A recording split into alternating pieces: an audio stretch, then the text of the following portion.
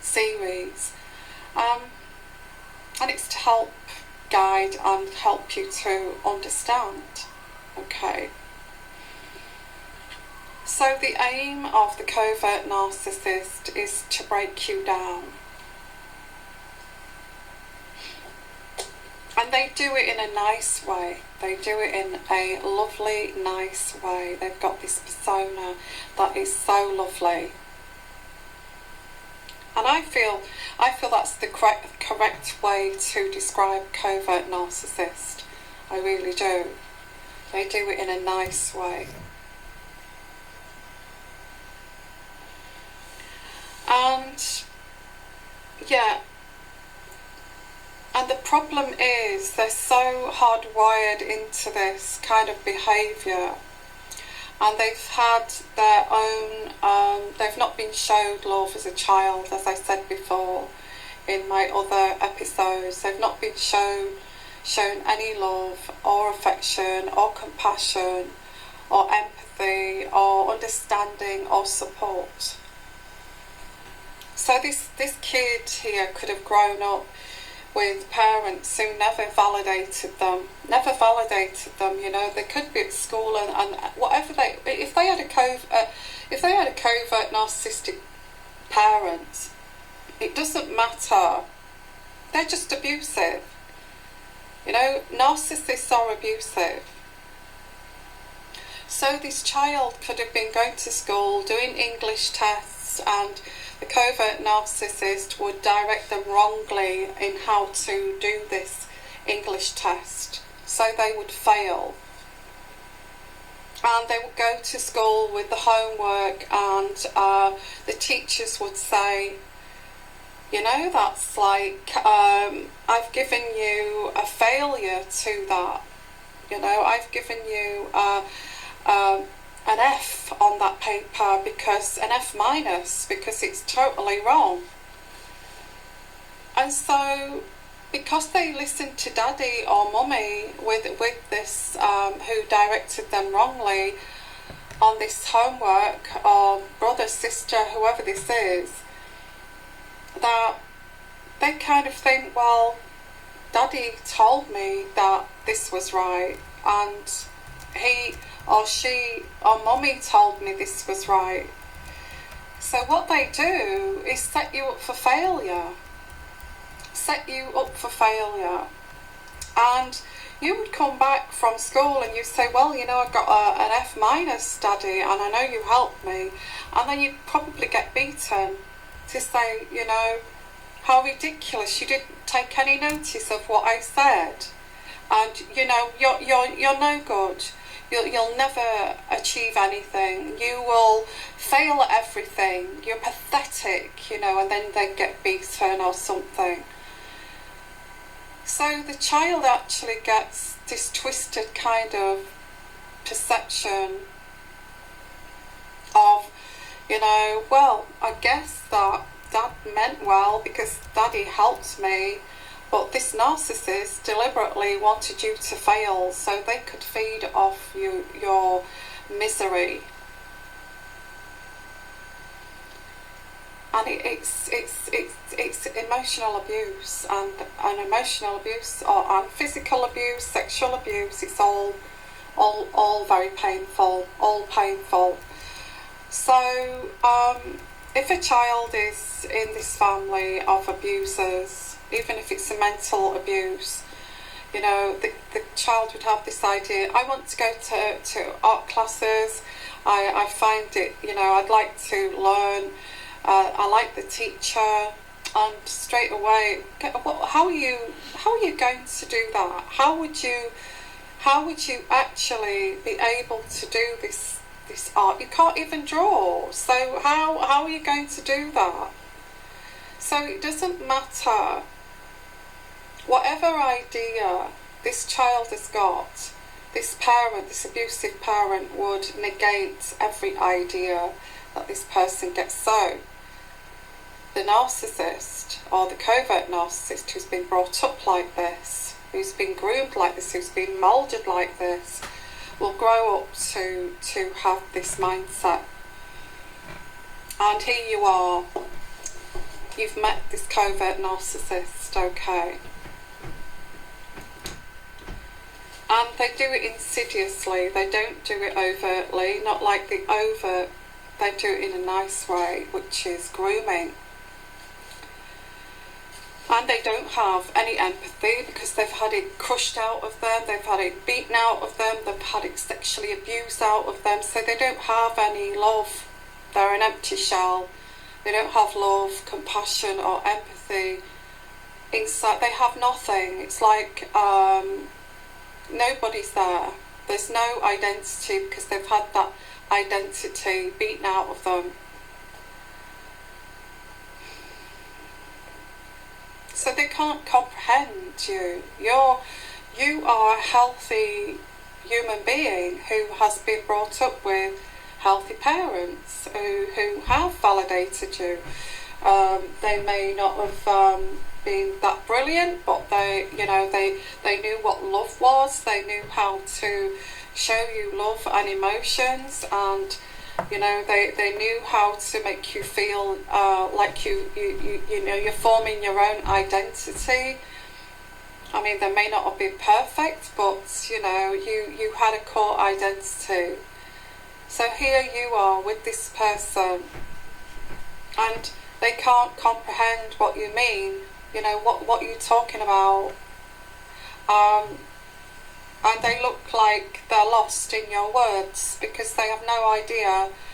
And you can see them getting stressed out about it. You can see them getting stressed out when you're talking in a healthy way, in a two-way conversation. You can see that they're lost in this. It's like rabbit in a headlights kind of. I don't really understand what I cannot understand, because my hard wiring as it's not kind of set up like yours. I don't understand why you're upset. I don't understand why you're offended. I don't understand you full stop, because you've got emotions and you're upset, and I don't understand. You get these guys that say, gosh, she gets upset, she starts screaming. I don't understand why she's like that, so I just walk out. I would say that's a narcissist who cannot understand or comprehend somebody else's emotions or hurt. How can they have an open dialogue if they don't understand? So, okay, the covert narcissist has no empathy, no compassion. They've had it beaten out of them as a child, okay.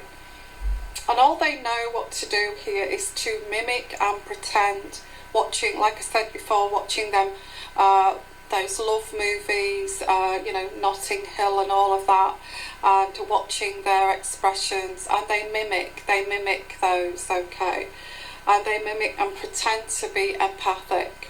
And you can see they're fantastic actors. It's really, really sad, because they can see everybody else is doing this, so I should be doing this. I should be crying at movies. I should show that I've got some kind of emotion here, because I don't feel it. I don't feel what's happening in this movie. So I have to pretend. I have to mimic this and start to cry. And obviously, as a new partner, you look at this covert narcissist, and you're going, oh, you're so sensitive. Oh, you're so empathic. How lovely. So you're duped. You're duped into thinking this.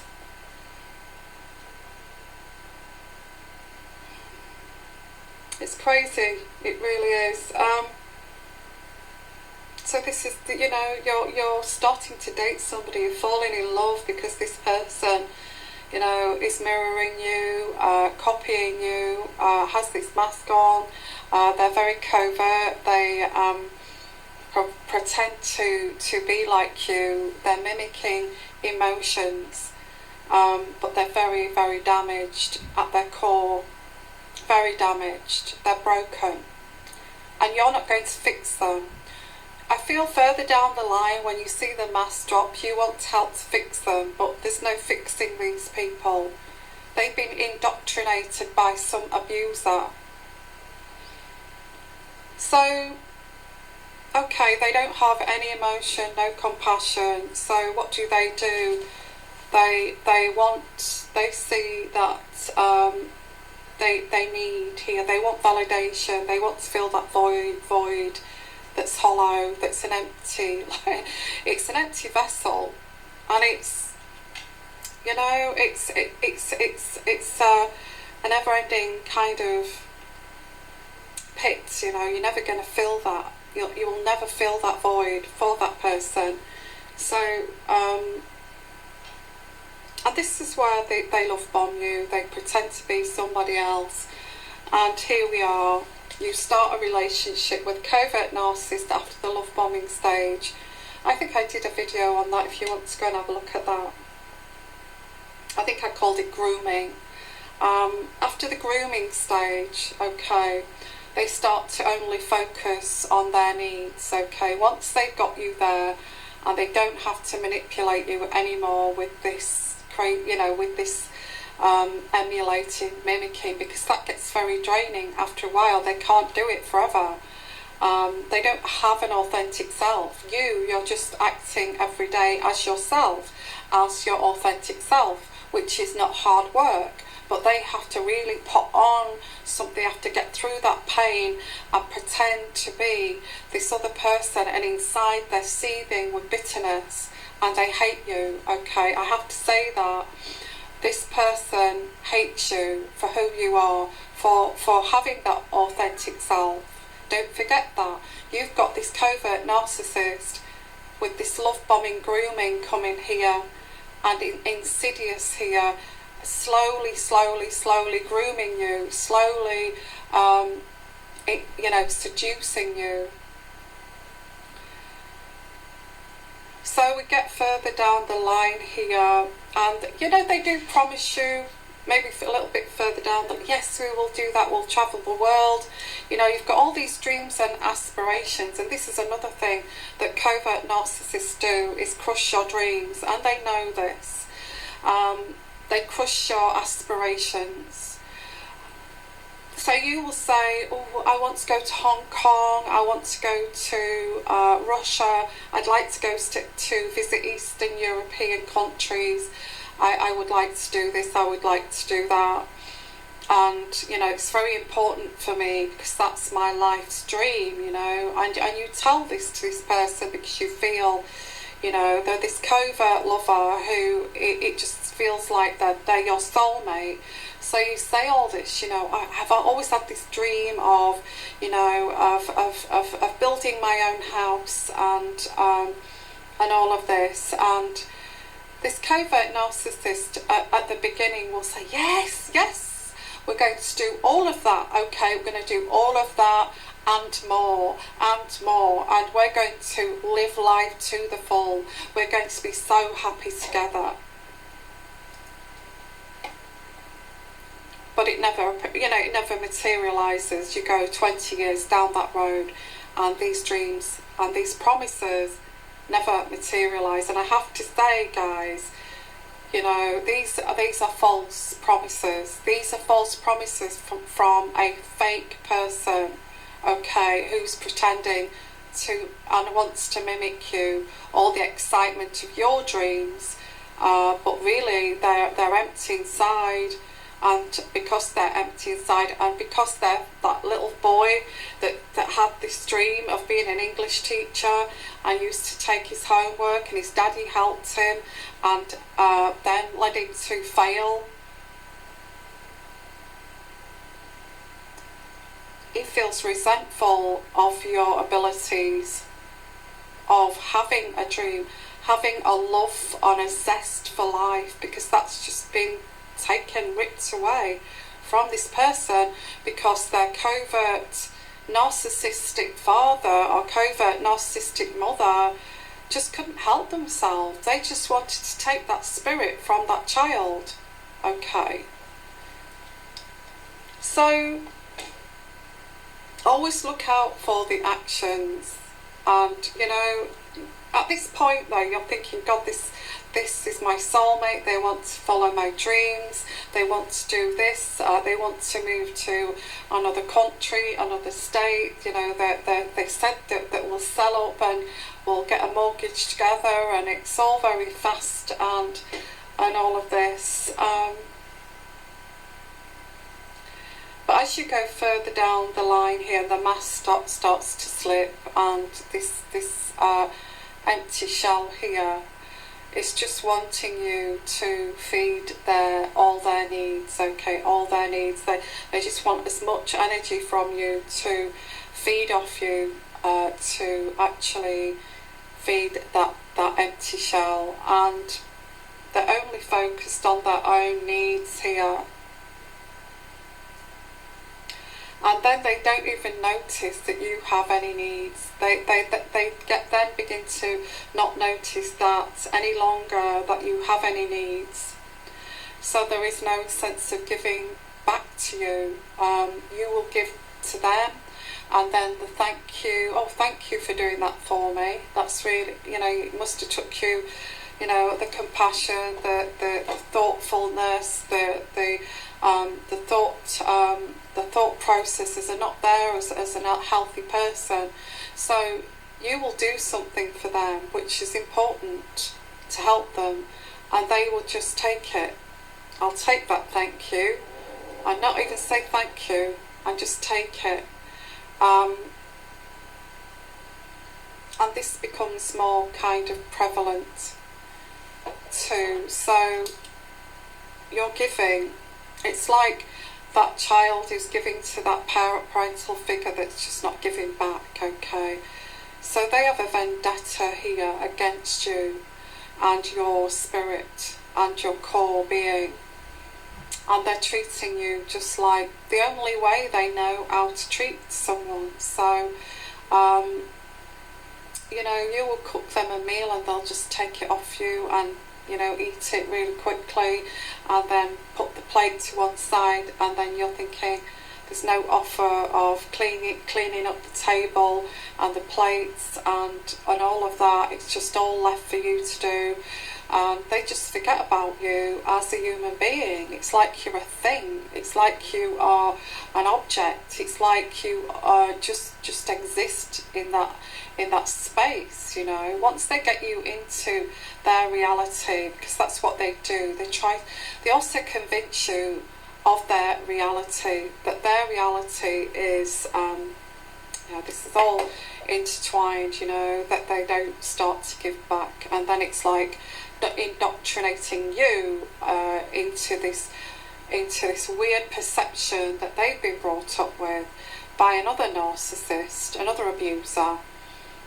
And they try to tell you about, you know, explain about something. They can't say for what. Let's say for instance the subject of monogamy. Okay, monogamy. And this guy will say, oh, you know, I don't believe a man should be with the same woman for the rest of their lives. I really don't think. I actually feel that men need variety, and doesn't even give it a thought of how you feel about this, you know. And it carries on to say, you know, men like something fresh and new and exciting. To have the same person for years, I can understand that. I can understand, you know, it's not possible to have monogamy. And you're stood there, and they have no conception or perception of the way you may feel about that. It's just a statement, okay?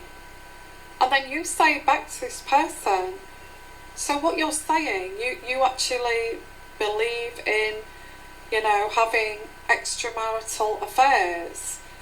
You think that's okay? Is that your view? Because that's not my view. And if I remember rightly, going back to when we first started to date, you said that you were well into monogamy, but now you're saying, well, that's my take on it. I don't feel. And then it's like, And then it's like talking about boundaries, you know. I think it's good that people have multiple partners, and I think it's good that, you know, to have that trust of you know, all things that are crossing boundaries. And obviously you're a person who's been brought up with morals, with virtues, and you are a person that's actually a very kind of you know, you have your boundaries, you have your boundaries, and what they're trying to do is entice you into not having boundaries and into their crazy, into their reality, which is not a reality. It's all fantasy. That's their reality. Crossing boundaries, sleeping with the next door's wife.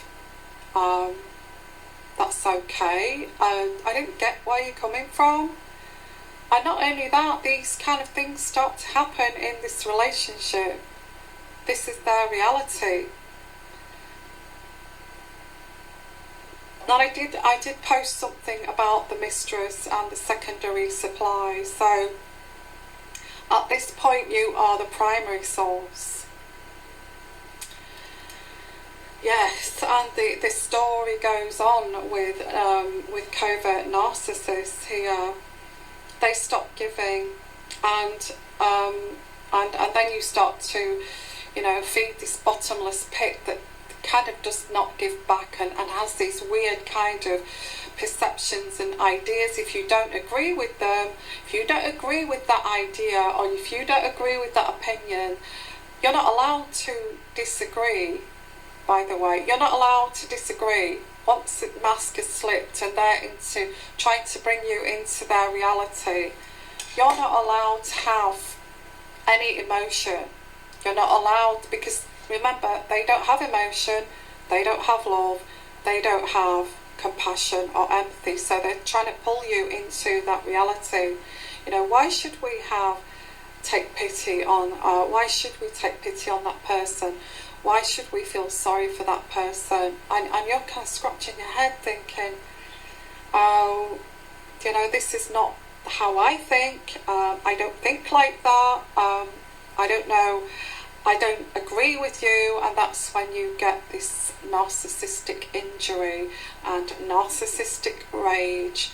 This person will, because you're disagreeing with them, it goes right back to that time when daddy got the belt out or mummy, you know, disagreed with everything that they said, and nothing they say is right. And they just see it like this. They've got a screwed up perception. If you don't agree with anything I say, do you? And it's like, no, I'm just trying to discuss this with you on a two-way communication of you know, isn't that normal to have a two-way communication? And it's like, there's no sense of communicating. And this person will just go into a big tantrum and a big rage, start to smash things around the room, start to throw things, and you're stood there in the middle of this chaos thinking, all because I just wanted to talk to that person and I don't agree with that idea. Does this cause this destruction? And then you learn not to have any ideas, you learn not to have disagree with that person, you learn to walk around eggshells around that person to try not to cause this, you know, this kind of episode again. But the episode happens again anyway, okay? This raging episode happens again because it's a cycle. Okay, when they feel comfortable with you, these cycles become more often, and they will just blow up over nothing, you know. Again, it's usually if you disagree and, you know, you want an intellectual conversation with this person, a two-way a healthy conversation so you can sort some problem out. And this person knows you, actually is manipulating, all the time manipulating you, okay? So they know you've got an important conversation to talk about, maybe your child, your son. We need to talk about this, we need to talk. And this person knows, and this is where the manipulation starts. They think to themselves, oh, this is an opportunity to have a rage, okay, and put this person in their place. This is crazy, it's twisted, it's crazy, and it's unhealthy. So you want to have this conversation, and you sit down and you say, I really didn't agree with what you said, and I felt that was very, very hurtful. But don't forget, this person doesn't have a clue about emotions and how they're hurting people, how they're chipping away at their confidence, how they put people down, quite gradually put people down insidiously. And that obviously, if you're put down constantly, insidiously, that causes depression. You know, how are you going to do that? How are you going to do this? It's abuse, pure abuse. So eventually you start to believe that I'm not going to be able to do anything. I am not going to be able to follow my dreams in this relationship. My son is not going to be able to follow their dreams in this relationship. We are trapped in these four walls here of this prison with this covert narcissist who does not know how to feel or love. So going on to, it's all about them after this point. It's self-absorption.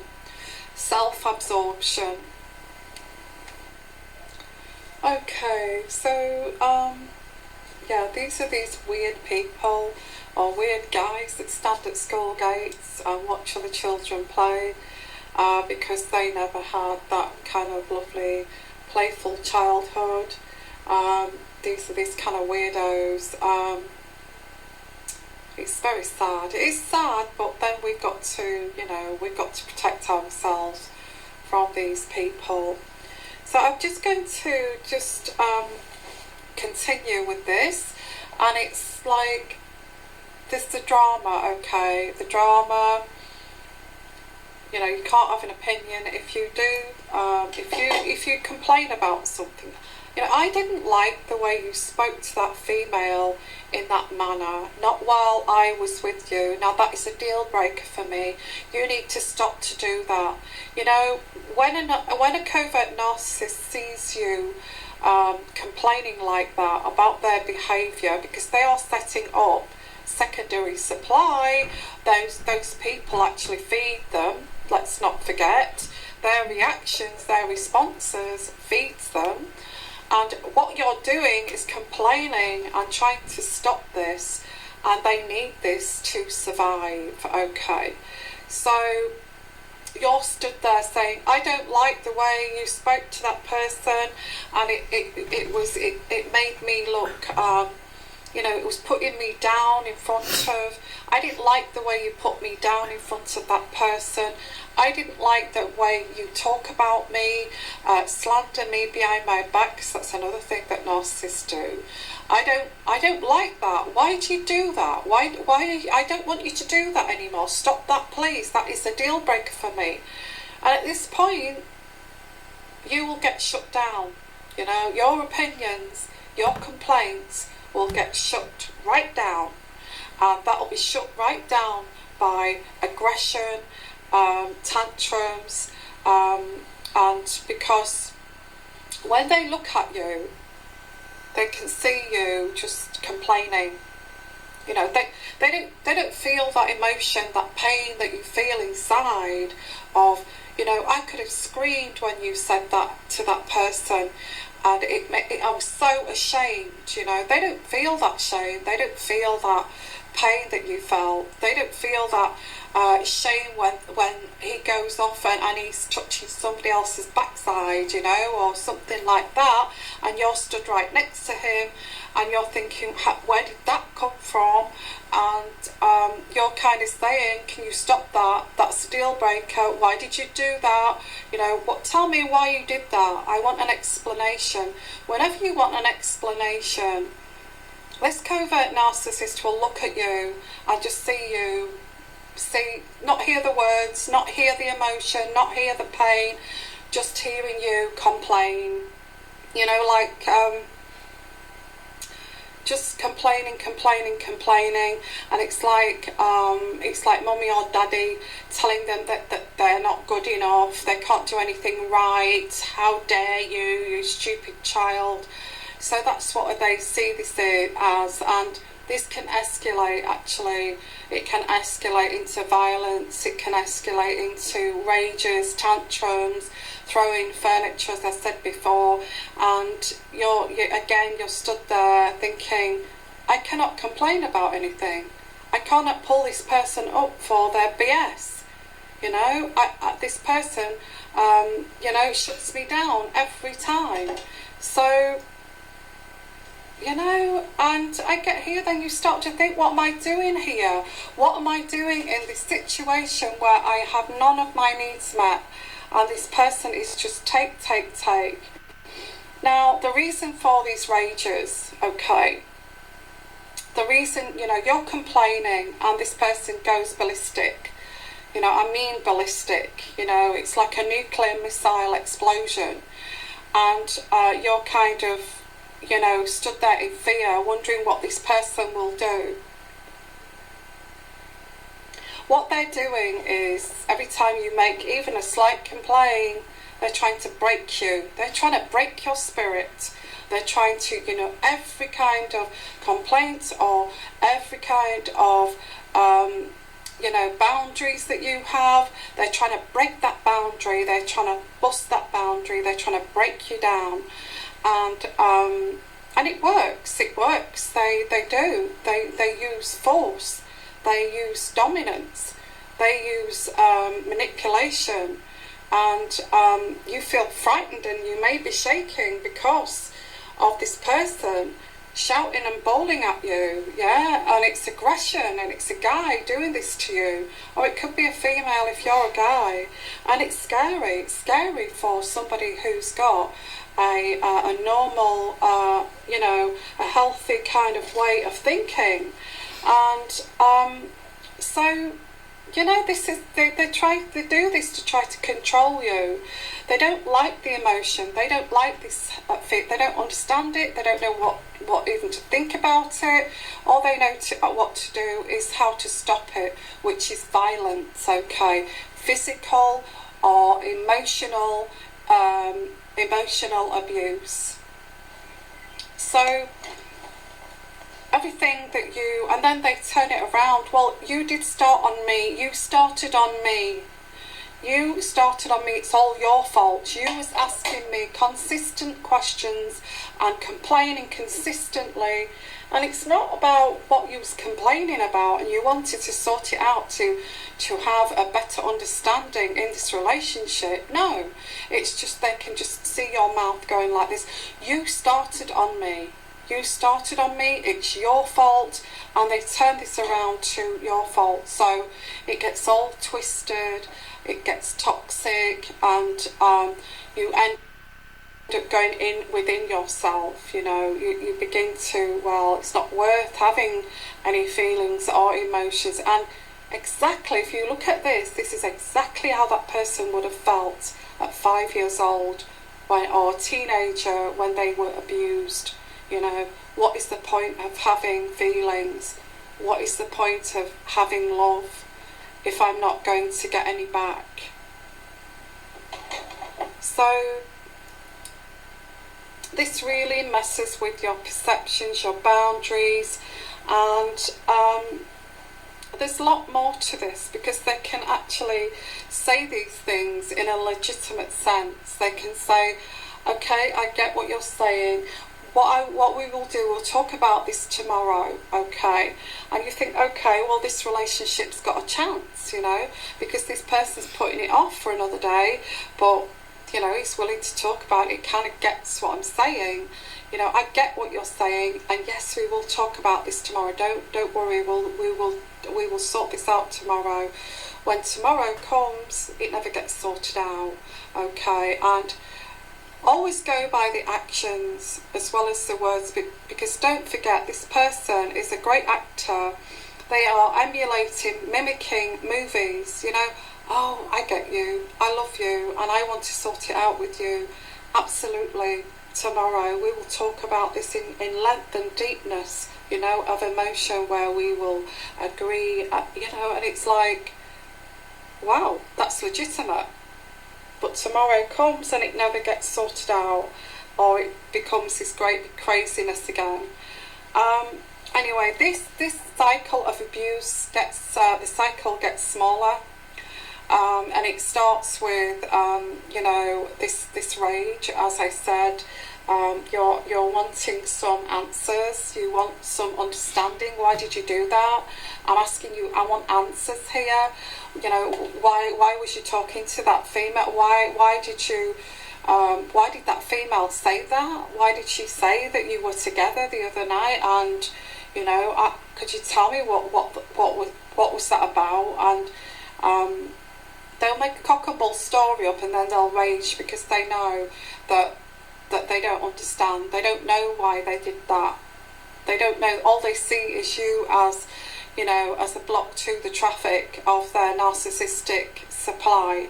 And that's when they rage, because you are stopping the traffic, baby. You are stopping the traffic coming, okay, and giving me this narcissistic supply. So I'm just going to break you and get you to stop doing this, okay? So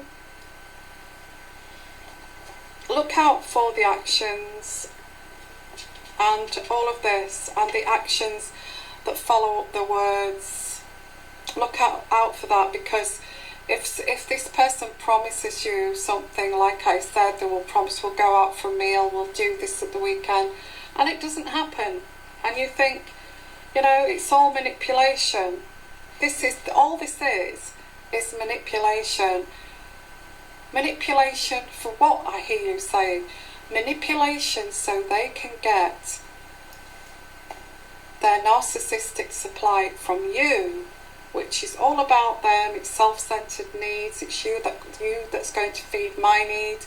You are going to fill this void up, which is a bottomless pit, and also the secondary sources too, which will also be. So all this manipulation of, I wasn't there that day. I don't even know that woman. I don't know that girl. I don't know why she said that. So there's like all this manipulation is so they can get their source of narcissistic supply. It doesn't matter who it's from, you know, because they didn't get that validation when they were a kid. They're looking for this validation in adult life, okay? And this is what they manipulate constantly. It's to keep them alive. And if you try to block that, you will be beaten, raged at, ridiculed, and all of that. So yeah, and it's all just manipulation. I've got my notes here, so I've done a lot of study on this, by the way, to help you guys. I know this is a long video, but in the end, I feel like in the end, when you start to evaluate this and recognise this, that you're not getting anything from this, you're not getting your needs met, you are not being able to have a communication, a two-way communication to solve problems in this relationship, that's when the penny drops, okay? Because you start to get depressed. you start to cry for no reason. You know, you'll be in the supermarket and you'll start to cry, and you're trying to hide your tears because, you know, you do not have a say, you do not have any power in this relationship, you do not have any, you know, needs in this relationship. It's absolute, your needs are absolutely void. Your wants, your dreams don't exist anymore in this relationship. So this is where you start to get depressed, and you start to look at other people, not the opposite sex, because I feel you start to look at, or you start to look for groups and about narcissism on YouTube, okay?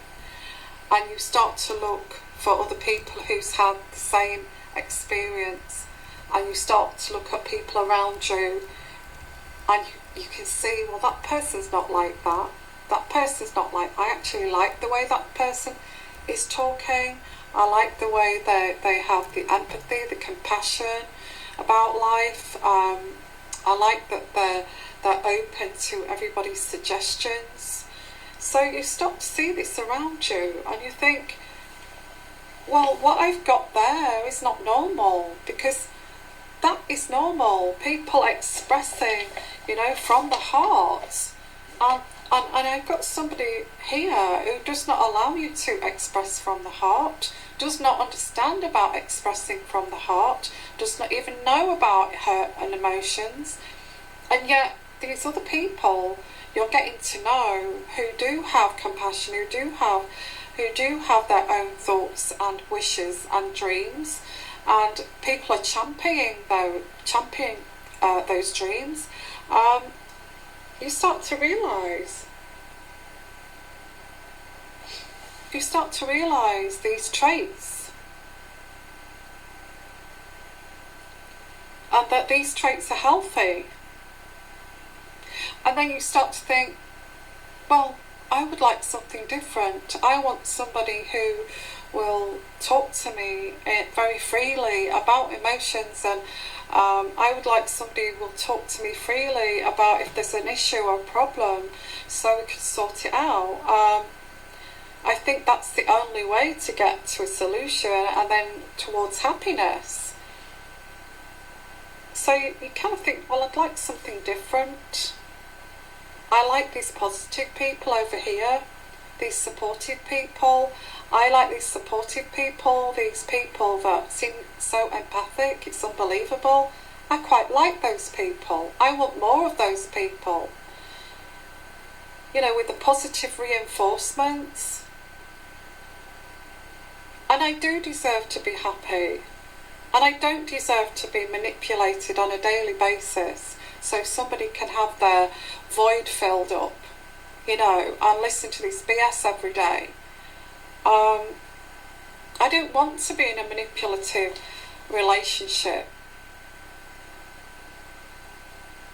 And this illusion, that this illusion then falls apart, you know, because you actually looking outside of this relationship for friendships, for support, anything to escape from this relationship. You're looking at, I want a bit more of that positivity and support. Actually, I was like that before I met this person. I was so like that before I met this person, until this person started to break me down. I was so like that. And then you get, I deserve a chance here. I deserve a chance to be happy. And this is where you take your chance. And you leave this person, this narcissist. And this is where this person comes back to you with the love bombing and starts to be nice towards you. That's a big red flag. Why would they suddenly, you know, put on this mask of, you know, I understand what you're saying. It's not gone, it's not been perfect, has it? We should have sat down and talked again. One of these movies. We should have sat down and talked about this honestly and sorted this out. But it's just one of those damn movies again. And you don't believe a thing that comes out of that person's mouth because of all the lies, all the promises that they never fulfilled, you know, all the manipulation, all the rages and the tantrums just because she wanted the truth. And the truth was possibly right because they need that validation, they need that narcissistic supply. So there possibly were secondary supplies, mistresses and all of that. You were probably right on the money when you asked all of those questions which were pushed and broken down. Okay. So they come back acting all nice. And they try to get you off guard here, and they're hoping that, you know, they're kind of hoping on your compassion and your empathy. They know that that's a weakness in you, and that you'll kind of talk to them and work this out. But talk to them, they don't even talk, they don't listen. They don't even want to. So this ploy here of niceness is nothing to do with talking. This ploy here and this is why you have to be on your guard, because they want you to come back so they can plot their revenge. Their revenge. How dare you discard me? How dare you discard me? I am going to discard you in the most horrific way. And this is why you have to be careful, because people like this can murder. You know, they can actually murder somebody if they feel that bad. And you know, they're good at the acting, and it's like they're so nice on the surface, and underneath they're absolutely seething. And yeah, they are severely trying to break you, and they'll do it even more if you go back to them. So this is why it's important to try to break free from a covert narcissist. I feel one of the worst kinds, and they come in very much into loving relationships, family relationship dynamics, and you kind of thinking to yourself, wow, I've got that in my family, my father's like that, my mother's like that, and maybe I'm a bit like that, maybe I'm a little bit kind of invert narcissist where I picked a bit of those. But you're aware, you're becoming aware of this, so there's an awareness of, I can change this, because I do feel compassion, I do feel, but only anybody who's like really far up the spectrum of narcissism will not, you can't help anybody like this. It starts right from childhood, and it's usually another parent, you know, narcissistic abuse from a parent. So that to me is my explanation of covert narcissism. There's a lot more to it than this, you know, and just to be aware, you know, aware that these people are just trying to destroy you, because they don't love you. They don't love you. They don't have compassion for you. They actually hate you for who you are, and they just want to destroy you. And that's my take on that. So I will be doing more episodes. Please look out for them, okay? I'll probably do some more now next week, because I think I've done about 4 now this week, which has covered quite an area of narcissism. It's not really touched on the edges of it though. There's a lot more to it than this, okay? So keep an eye out for my next episode. I think I will explain narcissistic rage and the abusive cycle next time, okay? And if you'd like to come to me for any advice or anything, any coaching, My email is in the description box at the bottom. If not, please like, share, subscribe to my channel and make comments down below.